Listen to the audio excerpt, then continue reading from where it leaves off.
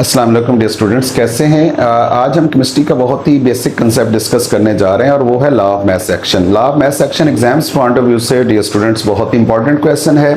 अब ये लॉ जो है वो क्या है, इसको हम यहाँ आज की वीडियो के अंदर तफसील से डिस्कस करेंगे। ये लॉ जो है वो सबसे पहले तो ये पता होना चाहिए कि ये 1869 में पेश किया गया था।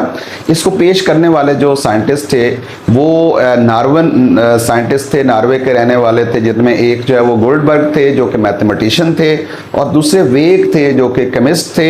और ये दोनों आपस में जो है वो रिलेटिव्स भी थे, दोनों साइंटिस्ट जो हैं। तो इन्होंने 1869 में जो है वो ये लॉ पेश किया था। अब इस लॉ की क्या डेफिनेशन है, सबसे पहले डियर स्टूडेंट हम डेफिनेशन को देखते हैं। ये लॉ कहता है कि the rate at which a substance reacts is directly proportional to its active mass. यानी अगर कोई चीज है, हमारे पास एक चीज है, जैसा कि फर्ज करें हमारे पास यहाँ ए है, ये एक ही रिएक्टेंट है और ये रिएक्ट करता है और ये बनाता है क्या, हमारे पास बनाता है सी और डी बनाता है। तो यहाँ पर सी और डी जो है वो ए के प्रोडक्ट है। अगर ए जो है वो अकेला है और इसका रेट ऑफ रिएक्शन हमने चेक करना है तो हम इसका एक्टिव मास देखेंगे। अगर इसका एक्टिव मास ज्यादा आता है तो रेट ऑफ रिएक्शन फास्ट होगा।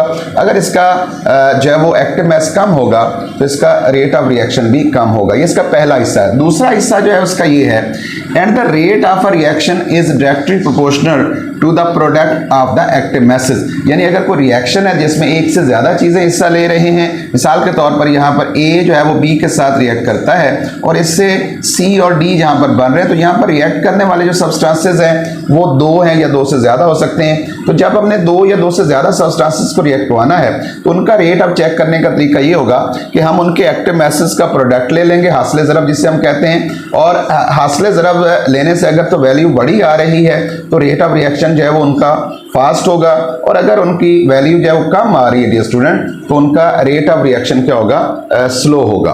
तो ये बेसिकली लॉ जो है वो ये रेट ऑफ रिएक्शन के ऊपर है और इस रेट ऑफ रिएक्शन का जो रिलेशनशिप एस्टेब्लिश किया गया इस लॉ के अंदर वो एक्टिव मासेस के साथ है। अब एक्टिव मास क्या होता है डियर स्टूडेंट?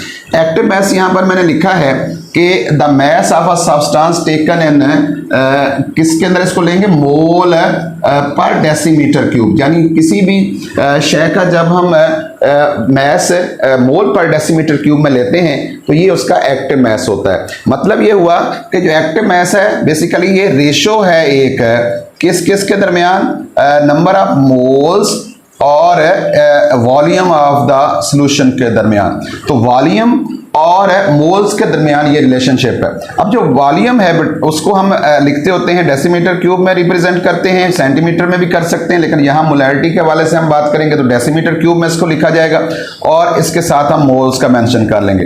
तो ये हमारे पास यानी कंसंट्रेशन बन जाएगी, रेशो बन जाएगा किस किस के दरमियान, मोल पर डेसीमीटर क्यूब के दरमियान। तो ये जो है वो इस तरह का जो मास होता है इसको हम आमतौर पर एक्टिव मास कहते हैं। और एक्टिव मास रिएक्शन के दौरान लिखने का तरीका ये होता है कि आप स्क्वायर ब्रैकेट यूज करके आप एक्टिव मास को यहां पर लिख सकते हैं।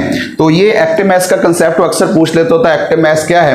तो आपको पता होना चाहिए कि एक्टिव मास बेसिकली मास वो मास होता है जो हम मोल्स पर डेसीमीटर क्यूब में लेते हैं और इसको स्क्वायर ब्रैकेट से, बड़े ब्रैकेट से आमतौर पर जाहिर किया जाता है। अब डियर स्टूडेंट हम इसको एक एग्जाम्पल की मदद से यहां पर समझने की कोशिश करेंगे इस लॉ को। और एग्जाम्पल हमारे पास बहुत ही सिंपल है, ये मैंने ऊपर लिखी भी है, A प्लस बी यानी A reacts with B to form C and D.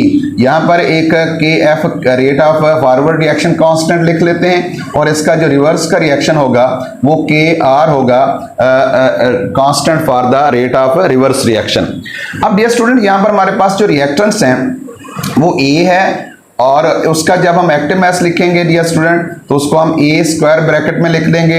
B का एक्टिव मास इसी तरह हम बना लेंगे, बी ब्रैकेट के अंदर लिखा जाएगा।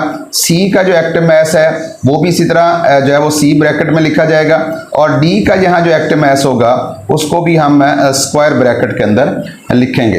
तो अब हम यहाँ पर देखेंगे कि ये जो हमारे पास एक एग्जाम्पल है, एग्जाम्पल में जो है वो दो रिएक्शन आपको नजर आएंगे, एक फॉरवर्ड रिएक्शन यहाँ पर नजर आएगा, एक रिवर्स नजर आएगा। सबसे पहले हम यहाँ पर डियर स्टूडेंट फॉरवर्ड रिएक्शन जो है उसको डिस्कस कर लेते हैं।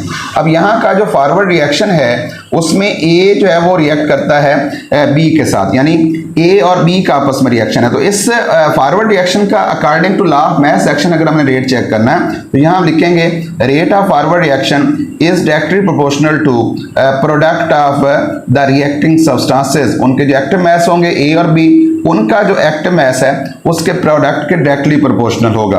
अब यहाँ पर आर एफ या rate of forward reaction, proportional का साइन यहाँ खत्म हो जाएगा डियर स्टूडेंट, और प्रोपोर्शनल खत्म करने के बाद हम यहाँ पर इक्वल का साइन लगाएंगे। इक्वल के बाद कोई ना कोई कांस्टेंट लगता है, और यहाँ पर जो इस रेट ऑफ फॉरवर्ड रिएक्शन का कांस्टेंट है वो के एफ होता है, और बाकी जो है वो एक्टिव मैसेज हम उसी तरह लिख देंगे ए के और बी के जो एक्टिव मैसेज हैं। तो ये हमारे पास फॉरवर्ड रिएक्शन का जो है वो एक्सप्रेशन आ जाएगा।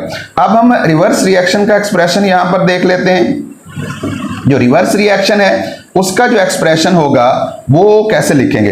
तो सबसे पहले रेट ऑफ, जब आपने रिवर्स रिएक्शन निकालना है तो आपको पता होना चाहिए कि रिवर्स रिएक्शन में सी जो है वो किसके साथ रिएक्ट करता है, डी के साथ। तो सी और डी का जब हम एक्टिव मास लेंगे तो वो यूं लिखेंगे सी ब्रैकेट और डी स्क्वायर ब्रैकेट आ जाएगा, और इनका दोनों का एक्टिव मास का जो प्रोडक्ट है वो डायरेक्टली प्रोपोर्शनल होगा रेट ऑफ रिएक्शन के। तो यहां पर हम क्या करते हैं dear student, rate of reaction is a rate of reverse reaction जो है वो इक्वल हो जाएगा। अब हमारे पास प्रोपोर्शनल को खत्म कर देंगे और यहां पर कांस्टेंट आ जाएगा के आर, और बाकी जो है वो उसी तरह सी और डी जो है वो यहां पर लिख दिए जाएंगे।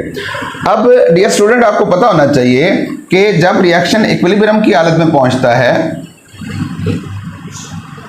तो इक्विलिब्रियम की हालत में क्या होता है डियर स्टूडेंट, रेट ऑफ जो फॉरवर्ड रिएक्शन है it becomes equal to rate of a reverse reaction. तो ये दोनों रिएक्शन का जो रेट है हमें पता है बराबर हो जाता है। अब रेट ऑफ फॉरवर्ड रिएक्शन बराबर हो गया रेट ऑफ रिवर्स रिएक्शन। जब आर एफ जो है वो आर आर के बराबर होगा तो आर एफ की जो वैल्यू हमारे पास है R F is equal to K F into A into B, तो ये बराबर हो जाएगा आर आर की वैल्यू के, जो कि K R into C into D के बराबर होगा। तो आर एफ की वैल्यू हम पुट कर लेते हैं यहां पर, K F into A into B is equal to K R into C और इंटू डी के आ जाएगा इक्वल।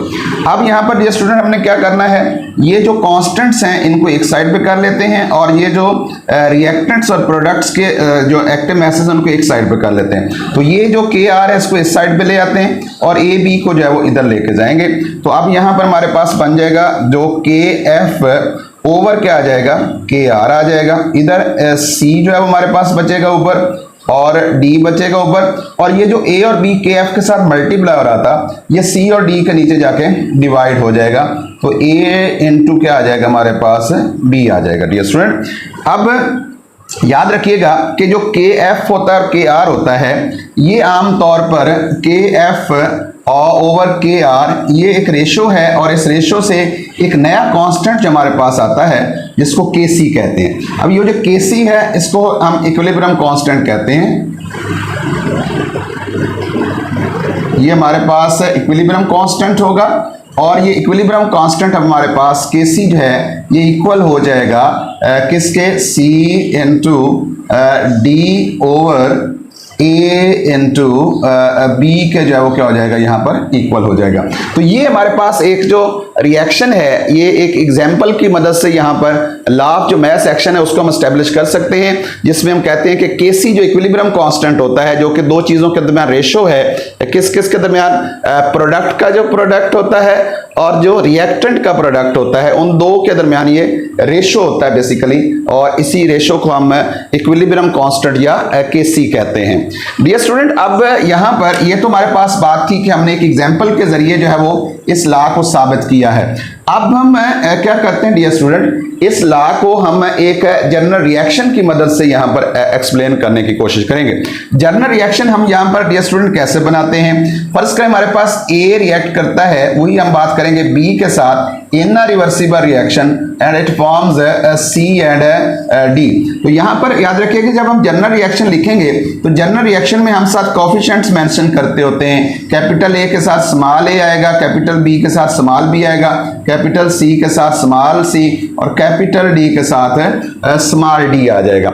अब ये जो कोफिशिएंट्स होते हैं small A, small B, small C, small D, ये असल में नंबर ऑफ मोल्स होते हैं उन रिएक्टेंट्स और प्रोडक्ट्स के जो उस केमिकल रिएक्शन में हिस्सा ले रहे होते हैं। यानी जब हम कोई इक्वेशन लिखते हैं और उसमें हम इक्वेशन को जब बैलेंस करते हैं तो बैलेंस करते हुए जो नंबर हम शुरू में लिखते हैं वो नंबर जो है उसके मोल्स को रिप्रेजेंट करते हैं और उन्हीं नंबर्स को हम कोफिशिएंट्स कहते हैं जो एक बैलेंस केमिकल इक्वेशन के अंदर हमें नजर आते हैं।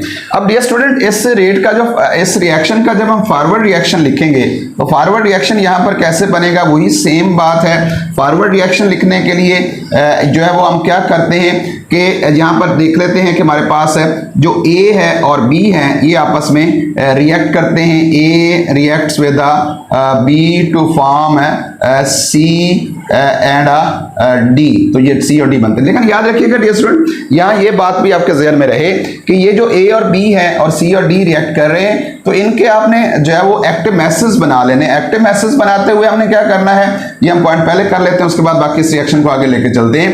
एक्टिव मैस कैसे बनेगा, ए है हमारे पास तो इसका एक्टिव मैस जब हम बनाएंगे स्मॉल ए कैपिटल ए का तो ये बनेगा, कैपिटल ए को हम ब्रैकेट में ले लेंगे और उसका जो कोफिशिएंट है उसकी पावर बन जाएगा यहाँ पर। इसी तरह हमारे पास स्मॉल बी कैपिटल बी है तो इसको हम क्या करेंगे, कैपिटल बी जो है उसी तरह उसका एक्टिव मैस बन जाएगा लेकिन उसका जो कोफिशिएंट है वो उसकी पावर बन जाएगा। इसी तरह हमारे पास क्या है डियर स्टूडेंट, सी और कैपिटल सी है तो यहाँ पर कैपिटल सी जो है वो उसका एक्टिव मैस ले लेंगे और स्मॉल सी उसकी जो है वो यहाँ पर पावर बन जाएगा। इसी तरह हमारे पास कैपिटल डी है, स्मॉल डी है तो यहाँ कैपिटल डी जो है वो हमारे पास उसकी एक्टिव मैस ले लेंगे और उसका जो कोफिशिएंट है स्मॉल डी वो उसकी पावर बन जाएगा। तो यूं आपने एक्टिव मैसेज है यहाँ पर बना लेने हैं। अब हम वापस आते हैं फॉरवर्ड रिएक्शन। फॉरवर्ड रिएक्शन यहाँ पर मैंने क्या कहा कि capital A plus capital B reacts with to form C and D, तो इसका जो हम rate of forward reaction dear student यहाँ पर निकालेंगे वो डायरेक्टली प्रोपोर्शनल होगा। वही बात हो गई, कैपिटल ए और कैपिटल बी और यहाँ पर जो ये कोफिशिएंट्स हैं ये इनकी उसी तरह हम पावर्स जो है वो लिखेंगे जैसा कि मैंने आपको यहाँ पर समझाया है। तो यहाँ पर हमारे पास rate of forward reaction directly proportional हो जाएगा, एक मोलर एक्टिव मैस और उसकी पावर जो है वो स्मॉल ए आ जाएगा। इसी तरह बी का एक्टिव मैस होगा और उसकी पावर जो है वो स्मॉल बी आ जाएगा और दोनों ए और बी का हम यहाँ पर प्रोडक्ट ले लेंगे, हासिल ज़रब ले लेंगे। अब यहाँ पर आर एफ जो है इक्वल का साइन लगा देंगे, इक्वल के बाद हमारे पास कांस्टेंट आ जाएगा, वही रेट ऑफ जो फॉरवर्ड रिएक्शन कांस्टेंट होता है इनटू हमारे पास क्या आ जाएगा, ए आ जाएगा और हमारे पास बी आ जाएगा। तो ये जो कोफिशिएंट्स हैं इनकी पावर्स बन जाएंगे। तो ये रेट ऑफ फॉरवर्ड रिएक्शन का एक्सप्रेशन हो जाएगा। अब हम यहाँ पर ये स्टूडेंट क्या देखते हैं, रेट ऑफ जो रिवर्स रिएक्शन है वो किसके बराबर होगा। तो रेट ऑफ रिवर्स रिएक्शन जरा हम चेक कर लेते हैं। रेट ऑफ रिवर्स रिएक्शन में यहाँ पर हमारे पास सी और डी रिएक्ट कर रहे हैं क्या बनाने के लिए, ए और बी बनाने के लिए, यानी ये रिएक्शन रिवर्स में आ रहा है। तो अब इनके भी जो है वो हम लिख लेते हैं, ये बन जाएगा हमारे पास स्मॉल सी और small D combine to form capital A small A और कैपिटल बी और स्मॉल बी। अब रेट ऑफ जो हमारे पास रिवर्स रिएक्शन होगा वो डायरेक्टली प्रोपोर्शनल किसके आ जाएगा dear student, capital C capital D और इनके जो कोफिशिएंट्स होंगे स्मॉल सी और स्मॉल डी इनकी पावर्स बन जाएंगे। अब ये स्टूडेंट हमने क्या करना है, हमने rate of reverse reaction is equal to, यहाँ कांस्टेंट लगा देंगे। कांस्टेंट यहाँ पर कौन सा लगाएंगे, जो रिवर्स रिएक्शन कांस्टेंट होता है और रिवर्स रिएक्शन कांस्टेंट की आर है और इनटू हमारे पास क्या आ जाएगा, सी आ जाएगा, डी आ जाएगा, स्मॉल सी और स्मॉल डी इनके कोफिशिएंट्स हैं जो इनकी पावर्स बन जाएंगे। अब फर्ज करें डियर स्टूडेंट, जैसे कि आपके नॉलेज में है कि रिएक्शन फिर वही बात होगी कि फर्ज करें रिएक्शन कहां पर पहुंच गया है, इक्विलिब्रियम की हालत में चला गया है। तो जब इक्विलिब्रियम की हालत में रिएक्शन जाता है तो फिर वही बात रेट ऑफ फॉरवर्ड रिएक्शन बराबर हो जाता है रेट ऑफ रिवर्स रिएक्शन के। जैसे हमने यहां पर पुट की थी रेट ऑफ फॉरवर्ड और रेट ऑफ रिवर्स रिएक्शन की वैल्यूज पुट की थी, बिल्कुल यहां पर भी उसी तरह हम वैल्यू पुट कर देते हैं। तो यहां पर हमारे पास जो है रेट ऑफ फॉरवर्ड रिएक्शन बराबर आ जाएगा K F into A into B small A small B is equal to K R into C into D small C small D के बराबर आ जाएगा।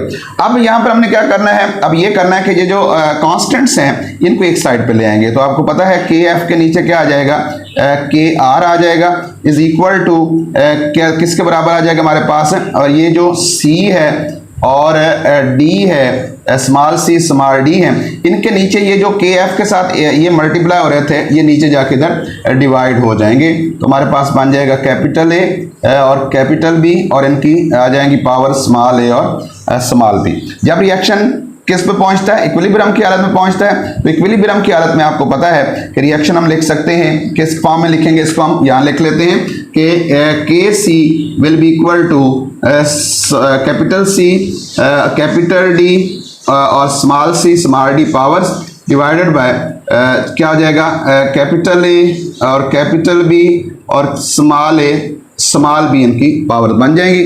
तो यूं हमारे पास इस जनरल रिएक्शन का भी इक्विलिब्रियम कांस्टेंट आ जाएगा जो कि केसी है, और केसी यहां पर किसको रिप्रेजेंट करता है, ये दो चीजों के दरमियान वही जो मैंने पहले बात की थी रेशो को रिप्रेजेंट कर रहा है, और वो रेशो हमारे पास कौन सी है, वो रेशो हमारे पास है कौन सी है कि हमारे पास केसी इज इक्वल टू किसके है जी, product of the products over product of the reactants, ये दो चीजों के दरमियान क्या है रेशो को यहां पर रिप्रेजेंट करेगा। तो यूं आपका जो जनरल रिएक्शन है उसकी मदद से भी हम इस लॉ को जो है वो यहां वेरीफाई कर सकते हैं। तो हमने यहां पर दो तरह से लॉ को डिराइव किया है, एक हमने एक जनरल एग्जाम्पल के जरिए हमने इसको एक्सप्लेन किया है, फिर हमने जनरल रिएक्शन के जरिए इसको एक्सप्लेन किया है। जनरल एग्जाम्पल में हमने कोफिशिएंट्स यूज नहीं किए थे, लेकिन जब हम जनरल रिएक्शन लिखते हैं तो फिर उसमें हम बाकायदा कोफिशिएंट्स का जो है वो इस्तेमाल करते हैं, और यूं दोनों तरह से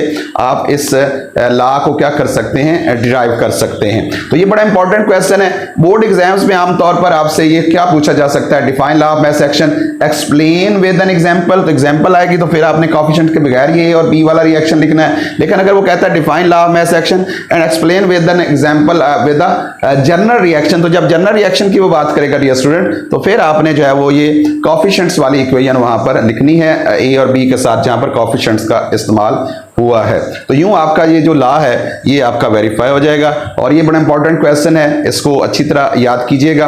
नेक्स्ट हमारा जो होगा टॉपिक इंशाल्लाह वो एक तो हम केसी को जो है एक्सप्लेन करेंगे, फर्दर उसके यूनिट्स की बात करेंगे, और कुछ एग्जांपल्स हम लेंगे, रिएक्शंस लेंगे, और रिएक्शंस पर भी हम इंशाल्लाह जो हमारे दाएं बाएं हो रहे हैं, ये तो जनरल रिएक्शन थे, अब हम पर्टिकुलर को स्पेसिफिक रिएक्शंस लेके उनके ऊपर इस लॉ को अप्लाई करेंगे और इसके जो है वो केसी ऑन रिएक्शंस के फाइंड करेंगे। नेक्स्ट वीडियो तक दुआओं में याद रखिएगा। अल्लाह हाफिज।